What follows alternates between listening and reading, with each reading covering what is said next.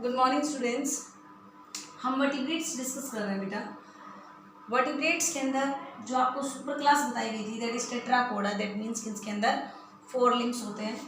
उसमें हम next class discuss करेंगे आज रेप्टीलिया। ठीक है, अब आपको पता है कि रेप्टाइल्स हैं, they are the first true land vertebrates. They are first true land vertebrates. ये पहले ऐसी वर्टिब्रेट्स हैं जो एग्जैक्टली क्या करते हैं, लैंड के ऊपर सर्वाइव करते हैं। ठीक है, रेप्टाइल्स की स्टडी को हम क्या नाम देते हैं? Study of reptiles is non as herpetology. Study of reptiles is non as herpetology. अब रेप्टाइल्स में स्नेक्स आते हैं, लिजार्ड्स आती हैं, तो इसमें लिजार्ड की स्टडी को, किसकी स्टडी को? लिजार्ड्स की स्टडी को हम क्या नाम देंगे? दैट इज नॉन एज श्योरोलॉजी। और अगर हम बात करें स्नेक्स की स्टडी को तो उसको हम नाम देंगे ओफियोलॉजी।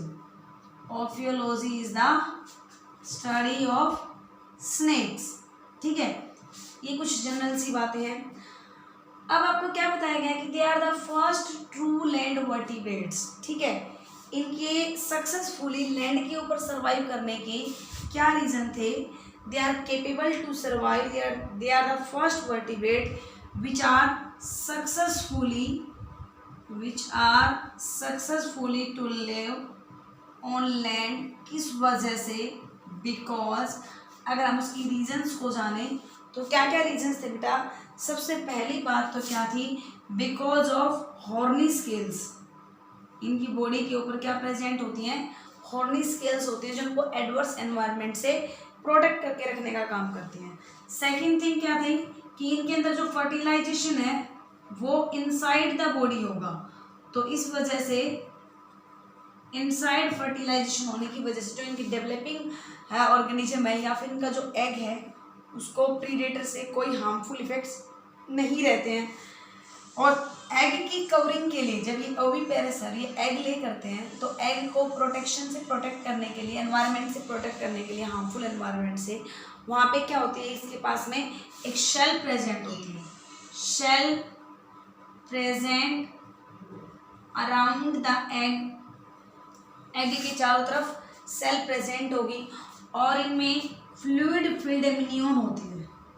दे हैव फ्लूइड फिल्ड एमिनियन। बेटा एमिनियन एक एक्स्ट्रा एम्ब्रियोनिक मेम्ब्रेन होगी और उस एमिनियन के अंदर जब ये फ्लूइड भरा होता है तो वो क्या करता है? उस डेवलपिंग एम्ब्रियो को डेसिकेशन से प्रोटेक्ट करके रखता है, किसी भी टाइप के मैकेनिकल शॉक से प्रोटेक्ट करने का काम करेगा। ठीक है, ये बेटा कौन से इरा के अंदर डोमिनेंट थे?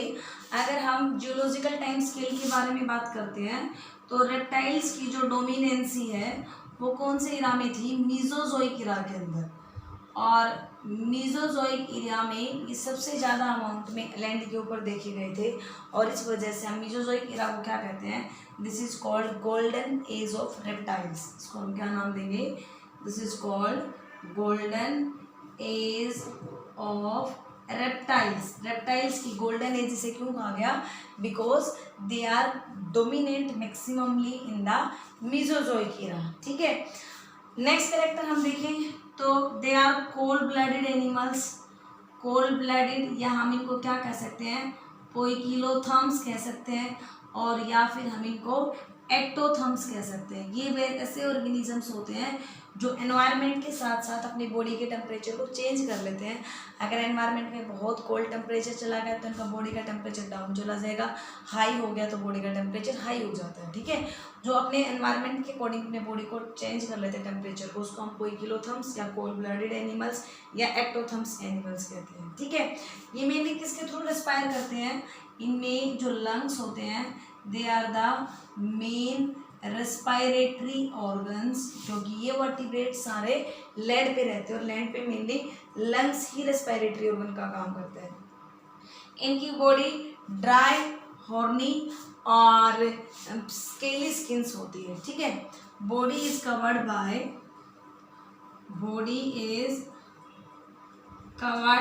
By dry, horny and scaly skins. मतलब इनकी स्किन के ऊपर बहुत सारे स्केल्स प्रेजेंट होंगे आप लोगों ने देखा होगा कि स्नेक्स होते हैं उनके ऊपर इस तरीके की ये काफ़ी सारी स्केल्स प्रेजेंट होती हैं, तो स्केली स्किन्स इनके अंदर प्रेजेंट होती है। इनमें पेंटाडेक्टाइलस लिम्स होते हैं जिनमें क्लास प्रेजेंट होते हैं, पंजे प्रेजेंट होते हैं। They have pentadactylous limbs. Pentadactylous limbs क्या होते हैं, जिनके 5 डिजिट होते हैं, ठीक है, विद क्ला। उनके अंदर क्या प्रेजेंट होते हैं, उनमें क्ला प्रेजेंट होते हैं, ऐसे पंजे निकले हुए होते हैं उन लिम्स के फिंगर्स पे, तो इसलिए हम इनको पेंटाडेक्टाइलस लिम्स विद क्ला कहते हैं। इनकी बॉडी मेनली किसमें डिवाइड होती है, हेड में, नेक में, ट्रंक में और टेल में। अगर बॉडी का हम डिवीजन देखें तो बॉडी में हेड प्रेजेंट होता है, नेक प्रेजेंट होती है, ट्रंक होता है इसका बॉडी का मेन पोर्शन, और इनमें एक वेल डेवलप्ड टेल भी प्रेजेंट होती है। तो इस तरीके से इनकी बॉडी का डिवीजन होगा। यहाँ पे नेक्स्ट हम डिस्कस करें स्कल के बारे में। नेक्स्ट बेटा हम स्कल के बारे में डिस्कस करते हैं। तो स्कल कैसा होता है, इनके अंदर मोनोकोंडाइलिक स्कल होता है।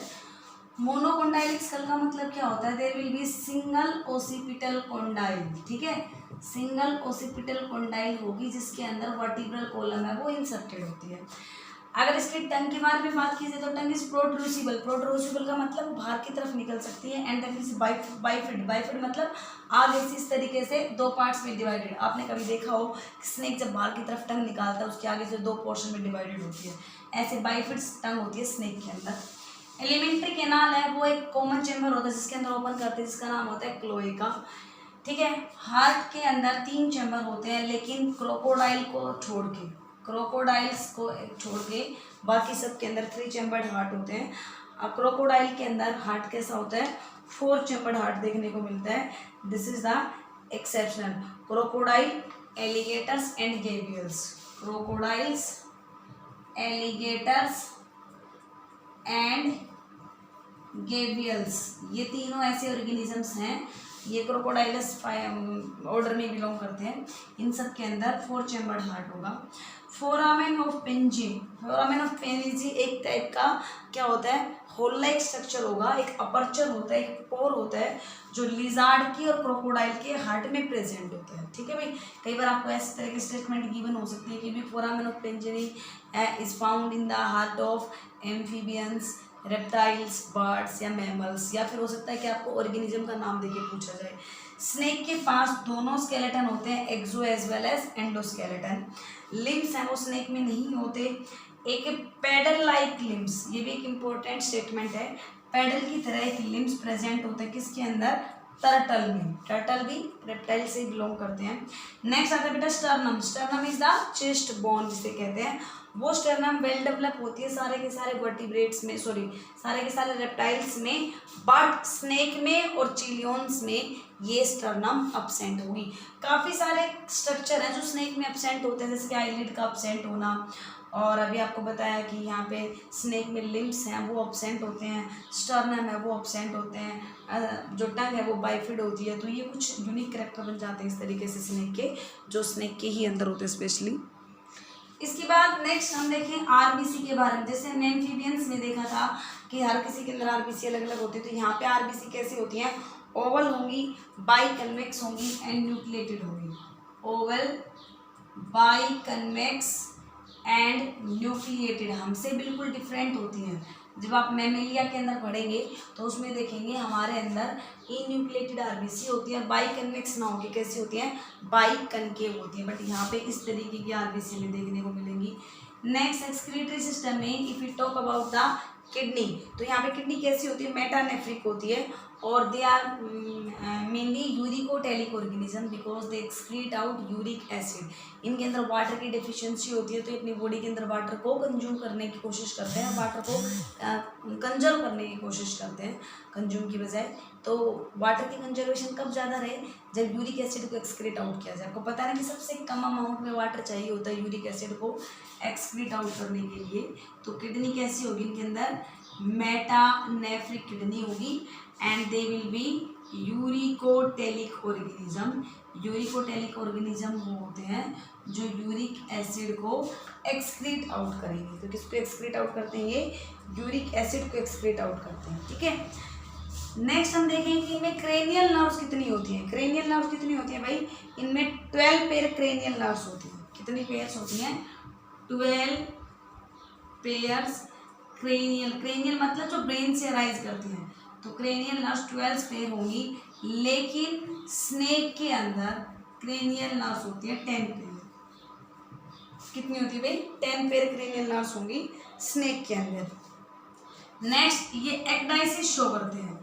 एक्डाइसिस का मतलब क्या होता है बेटा, एक्डाइसिस का मतलब होता है कि अपनी बॉडी की आउटर कवरिंग को रिमूव कर देते हैं, जिनको हम आप लोगों ने हिंदी में बहुत ही कॉमनली सुना होगा कि जो स्नेक होते हैं वो अपनी ऊपर की स्किन को कास्ट ऑफ कर देते हैं, जिसे कांचली भी कहते हैं, कांचली को छोड़ना, इस तरीके का। ठीक है, तो बेटा नेक्स्ट हम क्या बताएंगे, रिप्रोडक्शन के बारे में। अगर रेप्टाइल्स में हम स्टडी करें तो रिप्रोडक्शन में आप क्या देखेंगे कि यहाँ पे सेक्स है वो सेपरेट होते हैं। दैट मीन्स कि सेक्सुअल डायमॉर्फिज्म शो करेंगे, मेल और फीमेल अलग अलग सेक्स ऑर्गन अलग अलग ऑर्गेनिज्म में प्रेजेंट होंगे। कोपुलेटरी ऑर्गन इसमें वेल डेवलप होते हैं, जो मस्कुलर स्ट्रक्चर का होते हैं।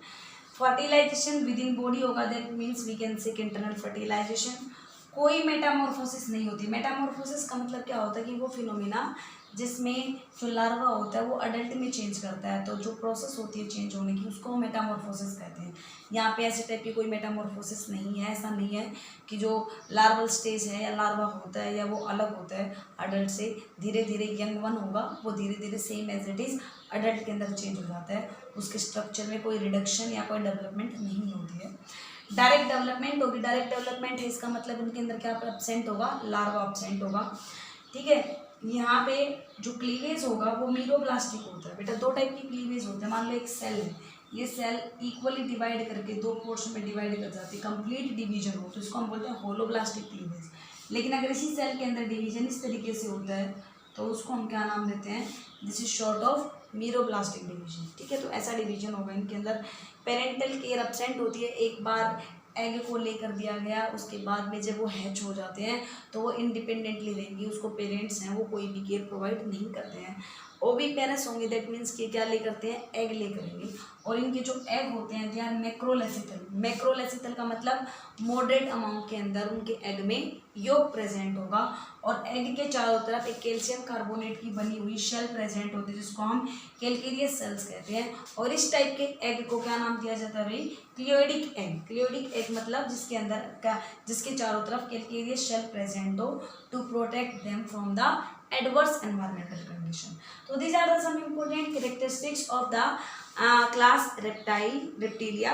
अब हम रेप्टिलिया के अंदर कुछ क्लासिफिकेशन के बारे में स्टडी कर लेते हैं कि भाई इसमें कौन कौन से ऑर्डर आते हैं, कौन से ऑर्डर से कौन से ऑर्गेनिज्म बिलोंग करते हैं, उसके बारे में हम नेक्स्ट स्टडी करते हैं। तो बेटा नेक्स्ट हम डिस्कस करते हैं रेप्टाइल्स के क्लासिफिकेशन के बारे में। तो क्लास रेप्टाइल्स को दो सब क्लासेस में, दो ग्रुप में, दो सेक्शन में डिवाइड किया गया लिविंग रेप्टाइल्स को, Anapsida and Diapsida. This one is Anapsida and Diapsida. Anapsida के अंदर एक ऑर्डर आता है चिलियोनिया। ठीक है, इसके अंदर क्या आते हैं, टर्टल्स आते हैं, टोर्टोइज आते हैं। टर्टल्स को चिलोन्स भी कहते हैं।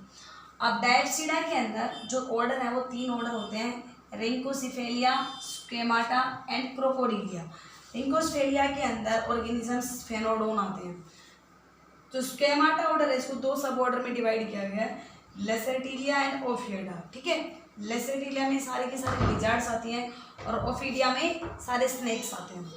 अगर हम नेक्स्ट ऑर्डर की बात करें क्रोकोडिलिया, क्रोकोडिलिया में क्या क्या ऑर्गेनिजम्स आते हैं, जैसे क्रोकोडाइल्स हो गई, एलिगेटर्स हो गए, गेवियल्स हो गए, ये सारे किस में आते हैं, क्रोकोडाइल्स में। हालांकि इनके अंदर फिर भी बहुत सारे डिफरेंस होते हैं क्रोकोडाइल्स में और एलिगेटर्स में, क्या क्या डिफरेंस है और गेवियल्स में, मैं वो आपको नेक्स्ट बताती हूँ कि what are the difference between the crocodiles, alligators and gavials, उसके बारे में स्टडी करते हैं हम। तो मैं आपको कुछ डिफरेंस बताती हूँ क्रोकोडाइल्स में, एलिगेटर में और गेवियल्स में। तीनों एक ही ऑर्डर से बिलोंग करते हैं, क्रोकोडाइलिया। इसके अंदर क्या होता है, देखो स्नो आउट जो होगा ना वो यहाँ पे क्रोकोडाइल्स के अंदर मॉडरेटली लॉन्ग होगा और पॉइंटेड होगा, इस तरीके का इसका आगे का स्नो आउट होता है। लेकिन अगर एलिगेटर में अगर हम बात करते हैं तो एलिगेटर का स्नो आउट थोड़ा छोटा होगा और वो ब्रॉड होता है, समवॉट लाइक दिस। लेकिन गेवियल्स के अंदर ये स्नो आउट काफ़ी लंबा होता है, जो माउथ से जो उनका माउथ आगे की तरफ ऐसे निकला हुआ होता है ना, this is called snow out. Next हम बात करते हैं हम्प। इसके ऊपर हम्प इस तरीके का थोड़ा सा उभार, वो यहाँ पे क्रोकोडाइल्स और एलिगेटर में एब्सेंट होगा, बट बट गेवियल्स के मेल के अंदर एक होलो हम्प डेवलप होता है उसके स्नोआउट के ऊपर की तरफ थोड़ा सा यहाँ पे इस तरीके का ये होलो हम्प प्रेजेंट होगा, ठीक है। और इसी वजह से इनको घड़ियाल भी कहते हैं। तो घड़ियाल किसके अंदर आते हैं, गेवियलिस को ही कहा जाता है। और ये तीनों के तीनों किससे बिलोंग करते हैं, क्रोकोडिलिया ऑर्डर से बिलोंग करते हैं। इसलिए तीनों के अंदर जो हार्ट होता है वो कैसा होता है, 4 चैम्बर्ड हार्ट होगा, जो कि एक एक्सेप्शनल होता है किसका, रेप्टाइल्स का, ठीक है। तो ये एक बेटा आता है क्रोकोडाइल्स टीयर। कई बार क्रोकोडाइल्स के टीयर के बारे में आते हैं। तो वो क्या होते हैं, वो एक्सेस की सोल्ट को रिमूव करने के लिए, क्रोकोडाइल्स टीयर जिन्हें कहते हैं, वो एक्सेस की सोल्ट को रिमूव करने के लिए इसके आइज की सोल्ट ग्लैंड से वो रिमूव होते हैं। They are not just because की crocodile is sad, they are just because to get rid the excess salt. Excess की सोल्ट को बाहर रिमूव करने के लिए जो सोल्ट ग्लैंड है वो ऐसे सोल्ट टीयर रिलीज करते हैं, जिनको हम क्रोकोडाइल्स टीयर भी कहते हैं। ओके, नेक्स्ट बेटा रेप्टाइल्स में स्नेक्स आते हैं। क्या आते हैं, स्नेक्स। तो मैं कुछ कैरेक्टर आपको स्नेक्स के बता देती हूँ। कुछ कैरेक्टर हैं जो स्नेक के अंदर नहीं होते, कुछ बॉडी ऑर्गन, जैसे कि आईलिड्स हैं, लेक्राइमल ग्लैंड हैं, लेक्राइमल ग्लैंड्स, स्टर्नम, और स्टर्नम के साथ में इसके बाद urinary bladder, vocal cord, urinary bladder and vocal cord, ये सारे के सारे स्ट्रक्चर हैं, they all are absent in the snakes. ये सारे स्नेक्स में क्या होते हैं, अब्सेंट होते हैं। इनके दोनों जा में टीथ प्रेजेंट होते हैं, बोथ जाज हैविंग टीथ। और स्नेक के जो टीथ होते हैं वो कैसे होते हैं, प्लूरोडोंट एंड होमोडोंट और acrodont. Acrodont, pleurodont and homodont. Homodont मतलब एक जैसे टीथ होते हैं, अलग अलग नहीं होते। जैसे हमारे अंदर 4 टाइप के होते हैं ना, इंसिजर, केनाइन, प्रीमोलर, मोलर, ऐसे इसके अंदर सारे के सारे एक ही जैसे टीथ प्रेजेंट होते हैं। यहाँ पे इसकी अपर जा में एक सेंस ऑर्गन होता है जिसको क्या नाम दिया जाता है, जैकोब्सन्स। जैकोब्सन्स नाम का एक सेंस ऑर्गन होता है, जैकोब्सन्स ऑर्गन, जिसको हम सेंस ऑर्गन कहते हैं, which is found in the upper जा ऑफ द स्नेक। स्नेक की अपर जा में प्रेजेंट होगा। नेक्स्ट बेटा, यहाँ पे जो मैक्सिलरी टीथ होती है स्नेक की, वो मॉडिफाई कर जाती है फैंक्स में। फैंक्स ऐसे टीथ होते हैं जो पॉइजन रिलीज करते हैं in case of poisonous snake.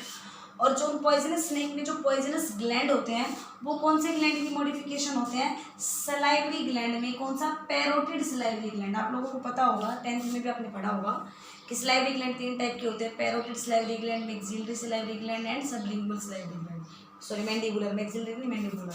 तो उनमें से पैरोटिड सलाइवरी ग्लैंड का मॉडिफिकेशन किस में हो जाता है, पॉइजनस ग्लैंड में, जो पॉइजन रिलीज करते हैं। और स्नेक के पॉइजन को वीनम कहा जाता है। और ये वीनम कितने टाइप का होता है, 2 टाइप का होगा, हिमोलाइटिक और कार्डियोटॉक्सिन, जो हमारे हार्ट को और हमारे ब्लड्स को इफेक्ट करता है, ब्लड को। न्यूरोटॉक्सिन जो हमारे नर्वस सिस्टम को अफेक्ट करेगा। तो कार्डियोटॉक्सिन जो पॉइजन है वो वाइपर स्नेक का होता है, पिट वाइपर और वाइपर, ये सारे पॉइजनस स्नेक हैं। न्यूरोटॉक्सिन जो नर्वस सिस्टम को डायरेक्टली इफेक्ट करेगा वो स्नेक कोबरा का, क्रेट का और सी स्नेक, जिसको हाइड्रोफिस कहा जाता है। इन स्नेक का पॉइजन कैसा होता है, जो डायरेक्टली हमारे नर्वस सिस्टम को इफेक्ट करते हैं, ठीक है। तो इस तरीके से ये कुछ कैरेक्टरिस्टिक्स हैं जो हमारे स्नेक के अंदर होते हैं। अब कुछ स्नेक्स, कुछ नहीं, मैक्सिमम स्नेक, आपको पता हो 70% जो स्नेक्स होते हैं they are non poisonous snakes. Only 30% snakes हैं वो कैसे मिलते हैं, पॉइजनस मिलते हैं। तो कैसे डिफ्रेंशिएट किया जाता है पॉइजनस और नॉन पॉइजनस स्नेक्स के बारे में, तो उनके लिए उनकी बॉडी के ऊपर कुछ स्ट्रक्चर्स होते हैं जिनसे ये पता लगाया जाता है कि स्नेक है वो पॉइजनस है कि नॉन पॉइजनस। तो बेटा हम इसमें डिस्कस करेंगे कि whether the snake is poisonous और नॉन पॉइजनस। जैसे मैंने आपको बताया मैक्सिमम स्पीसीज है वो उसकी नॉन पॉइजनस होती हैं, लेकिन फिर भी हम कैसे डिफ्रेंशिएट करेंगे कि कौन सा स्नेक है, ये पॉइजनस है कि नॉन पॉइजनस, और अगर पॉइजनस है तो भी कौन सा है। तो उसके लिए हमें कुछ कैरेक्टरिस्टिक्स देखने होंगे, जैसे कुछ स्ट्रक्चर देखने होंगे। सबसे पहले हम देखेंगे टेल के बारे में, ठीक है। अगर उनकी टेल लेटरली कंप्रेस्ड है, अगर लेटरली कंप्रेस दोनों साइड से ऐसे कंप्रेस्ड टेल है तो वो स्नेक पॉइजनस मिलेगा। और कौन से स्नेक होंगे, वो सी स्नेक होंगे जनरली, जो वाटर में मिलते हैं। दूसरा, अगर वो सिलेंड्रिकल, अगर राउंड टेल है, सिलेंड्रिकल टेल है, तो दैट कैन बी पॉइजनस और that can be non poisonous, but वो लैंड स्नेक होंगे, उनको फर्दर दूसरे कैरेक्टर से देखा जाएगा। सेकेंड हम देखेंगे कि उसकी बेली की जो स्केल्स होती हैं वो कैसी होती है, जो नीचे की तरफ जो पेट की साइड में स्केल होती है वो कैसी होंगी, उनको हम वेंट्रल्स भी कहते हैं। अगर वो स्केल स्मॉल है और डोर्सल साइड की पीछे वाली इस तरीके की स्केल है, अगर वो पीछे की नीचे की स्केल ऐसे छोटी छोटी हैं और ऊपर वाली स्केल के साथ में कंटिन्यूस है वो स्केल, ठीक है, तो वो स्नेक नॉन पॉइजनस होगा। लेकिन अगर वेंट्रल साइड की स्केल्स हैं, they are not fully broad to cover the belly, वो इतनी ज़्यादा ब्रॉड नहीं है, वो वैसे बीच बीच में प्रेजेंट है, बीच बीच में वो छोटे छोटे स्केल्स प्रेजेंट हैं और वो पूरी बेली को कवर नहीं करती हैं, तो भी वो स्नेक नॉन पॉइजनस होगा। ऐसा किसमें मिलता है, पाइथन में, ठीक है। फिर नेक्स्ट क्या आता है, अगर स्केल ब्रॉड है और फुली कवर कर रही है बॉडी को, इस तरीके से बड़ी बड़ी स्केल है नीचे की तरफ और वो पूरी की पूरी बॉडी को कवर कर रही है, तो उसके लिए दूसरे कैरेक्टर और एग्जामाइन करने पड़ेंगे। तो उसमें हम हेड की स्केल देखेंगे, भाई बेली की स्केल कैसी है, ब्रॉड है, पूरी को कवर कर रही है, और अगर उसकी हेड की स्केल स्मॉल है, ट्रायंगुलर है और कोई लोरियल पिट उसमें नहीं है, तो वो स्नेक पॉइजनस मिलेगा। कौन सा मिलेगा, वाइपर, वाइपर रसल्स, ठीक है। अगर उसमें लोरल पिट प्रेजेंट है तो भी वो पॉइजनस स्नेक मिलेगा, वो मिलेगा एनिस्ट्रोडोन। और अगर उसकी हेड की स्केल एक शील्ड की तरह है, एक ऐसी प्रोटेक्शन से प्रोवाइड कर रही है, हेड को अगर हम देखें तो उसका हेड ऐसा लगता है स्केल जैसे कि वहाँ पे शील्ड रखी हो, इस तरीके की वहाँ पे स्केल्स प्रेजेंट है और लोरियल पिट भी प्रेजेंट है नोस्ट्रिल्स और स्नॉट के बीच में, तो वो स्नेक पॉइजनस होगा। कौन सा होगा, पिट वाइपर स्नेक होगा, ठीक है। और नेक्स्ट, अगर हेड की स्केल भी लार्ज है, बेली पे भी लार्ज स्केल है, ब्रॉड है, और हेड पे भी लार्ज स्केल है और कोई पिट प्रेजेंट नहीं है, तो उसको नेक्स्ट कैरेक्टर से देखा जाएगा, नेक्स्ट कैरेक्टर एग्जामाइन किया जाएगा। उसके लिए क्या एग्जामाइन किया जाता है बेटा, वर्टिब्रल या फोर्थ इंफ्रालेबियल और थर्ड सुप्रालेबियल स्केल जो उसके हेड पे होंगी वो देखी जाएंगी, ठीक है। तो नेक्स्ट कैरेक्टर क्या देखा जाएगा भाई, फोर्थ वर्टिब्रल या फोर्थ इंफ्रालेबियल या फिफ्थ सुप्रालेबियल, उसकी स्केल्स हेड वाली देखी जाएंगी। अगर वो वर्टिब्रल लार्ज है और हेक्सागोनल है तो वो स्नेक पॉइजनस मिलेगा और क्रेट मिलेगा, ठीक है। अगर वर्टिब्रल लार्ज नहीं है लेकिन जो उसकी थर्ड सुप्रालेबियल है वो आइज को नोस्ट्रिल्स को टच करता है, उनके अगर हम इस तरीके का जो फैंग ऊपर उठाते हैं उसमें इस तरीके का स्ट्रक्चर देखने को मिलेगा, तो वो स्नेक कौन सा होता है, वो कोबरा होता है। और अगर ये सारे कैरेक्टर नहीं मिलते हैं तो अल्टीमेटली वो स्नेक कैसा बन जाता है, वो नॉन पॉइजनस स्नेक होता है, ठीक है भाई। तो ये सब हमने किसके बारे में डिस्कस किया कि स्नेक्स के कैरेक्टरिस्टिक्स देखे कि वेदर दे आर पॉइजनस और whether they are non poisonous snake, ठीक है बेटा। एक जो मैंने आपको अभी इसमें एक सिफेनोडोन के बारे में बताया था, तो वो सिफेनोडोन एक ऐसा वर्टिब्रेट है जो किसकी तरह काम करता है, which act as the living fossil, किसकी तरह काम करेगा, लिविंग फॉसिल, तो वो कौन होगा, Sphenodon, it act as living fossil. कौन सा रेप्टाइल होगा, लिविंग फॉसिल सिफेनोडोन, ठीक है। रसल्स वाइपर है, वो लार्जेस्ट इंडियन वाइपर्स है। कौन सा viper, Russell's viper, this is the largest Indian viper. Python को लार्जेस्ट स्नेक माना जाता है, python is the largest snake, snake में सबसे बड़ा जो स्नेक होता है वो कौन सा होता है, पाइथन। थ्रेड स्नेक जो होगा वो स्मॉलेस्ट स्नेक माना जाता है, थ्रेड स्नेक को क्या नाम दिया जाता है, दैट इज स्मॉलेस्ट स्नेक, सबसे छोटा स्नेक कौन सा होगा, थ्रेड स्नेक। एक होता है कोमेडो ड्रैगन, ठीक है, कौन सा होता है, कोमेडो ड्रैगन, ये लार्जेस्ट क्या मानी जाती है, lizard, this is the largest lizard, Komodo dragon.